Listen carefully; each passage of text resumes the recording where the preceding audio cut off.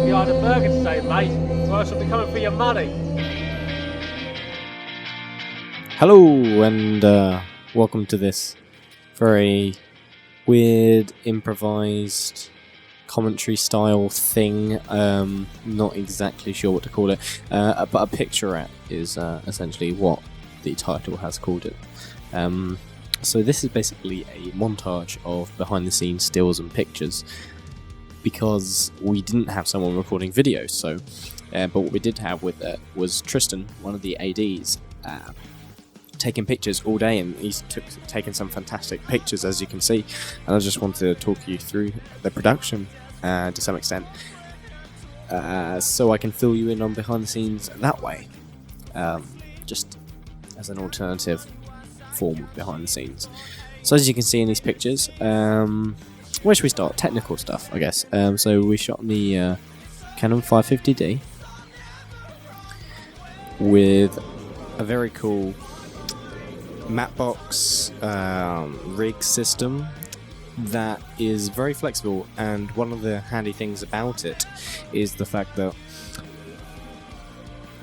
we can very quickly and easily attach a shoulder mount to the rail system, and then we can just as easily take that off, tripod it, attach it to a jib.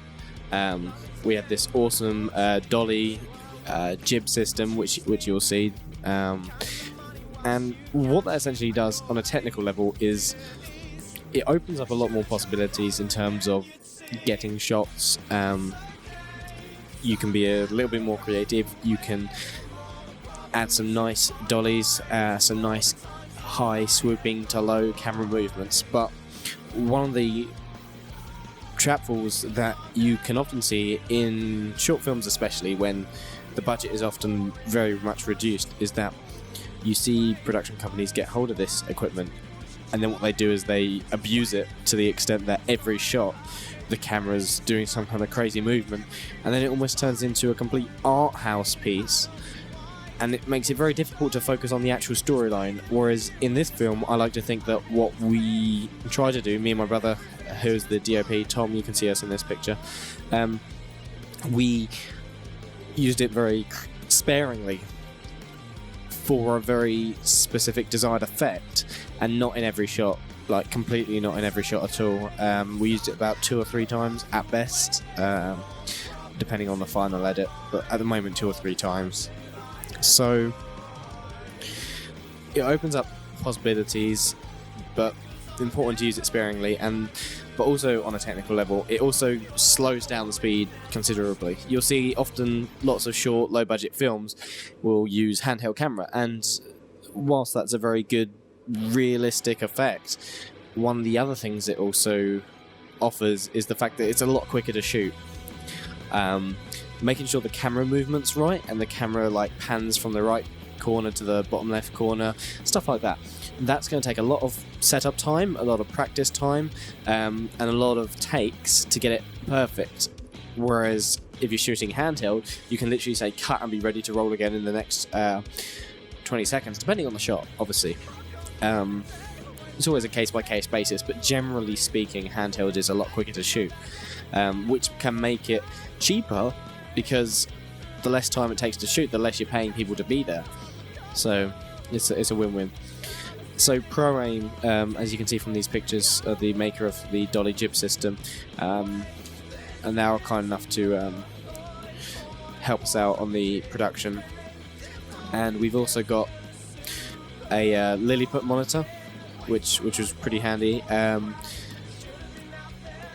What's cool about them is that you can get all these different adapters for different batteries. So I'm sure there's probably some way you can get like a digital SLR battery adapter for it, so that you can use your digital SLR batteries on the back. Don't quote me on that, but my understanding is that there's lots of adapters you can get for lots of different kinds of batteries. So that's pretty cool. So we day 1 was split into 2 halves, as was day 2, but day 2 wasn't initially planned that way. Basically, so you can see these pictures now in the school corridor. They're the school scenes that we shot first. That was the first thing we shot.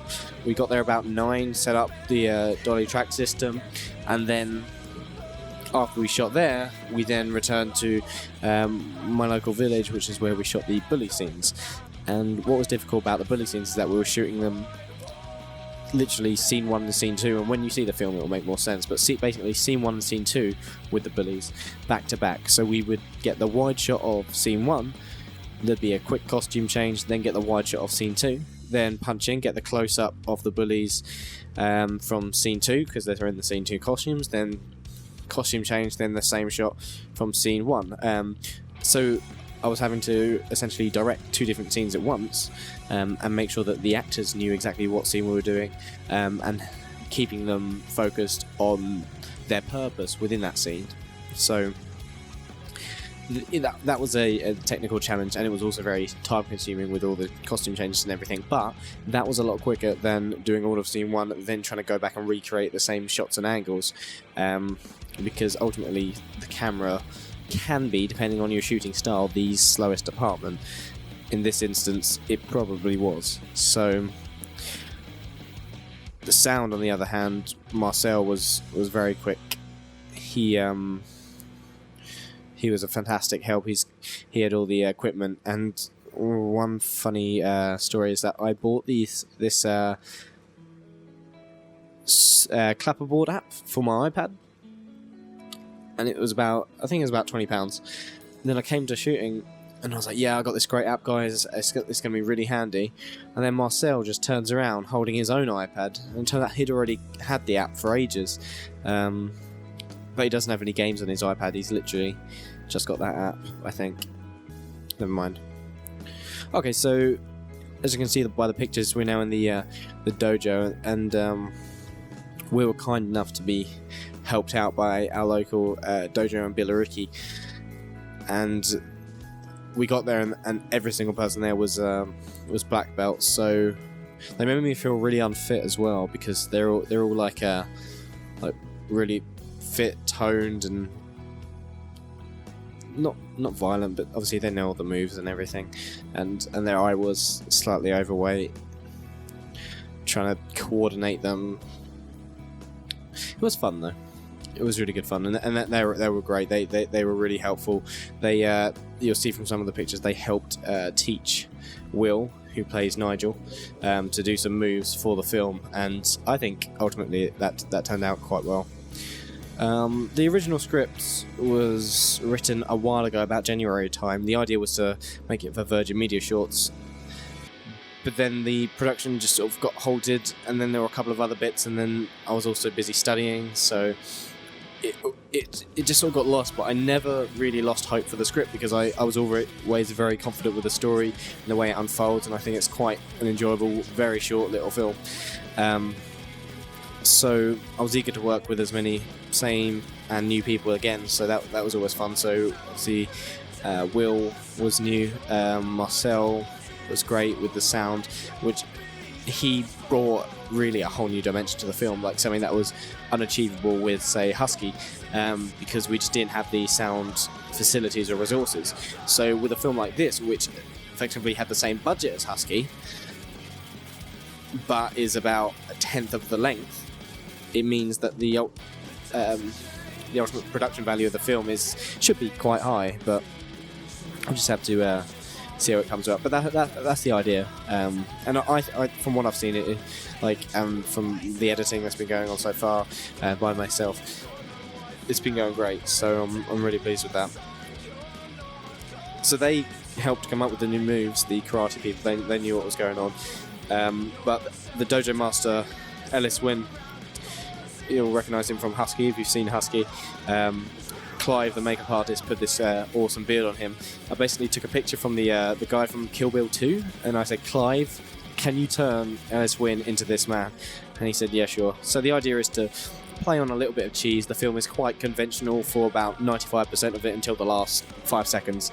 And the idea is to tick all the cliches of Hollywood so that the end is a bit more surprising and fun, I guess. With the bully scene, I didn't want to show close-ups of all of them as individuals, because especially in 2.5 minutes, you don't have time to connect to that many different people. So I figured just focus on one main bully, one main antagonist and one main protagonist, and that will make it very simple, very easy for the audience to connect to the sympathetic protagonist and find an opposition in the form of the antagonist, which is the single bully, rather than, say, in Husky, in which we focus on all the bullies to try and show how many of them there are, so you almost get this claustrophobic feel. They're all sort of surrounding him, or it gives the impression that they're overwhelming, whereas here it's a very simple goody baddie situation. Again, playing into cliches, or playing into conventions, but I suppose conventions are conventions because they're proven or tested to be effective for the purpose and desires of the film. But yeah, so I don't have long left to talk to you guys, but I hope this has been insightful into the film. I hope you enjoyed the film. Let me know what you think. If you have any other questions about the artistic or the technical side of the film, then just post them in the thread here, and I'll get back to you, as many of you as I can. Yeah, so thank you very much for watching, and I'll see you guys soon.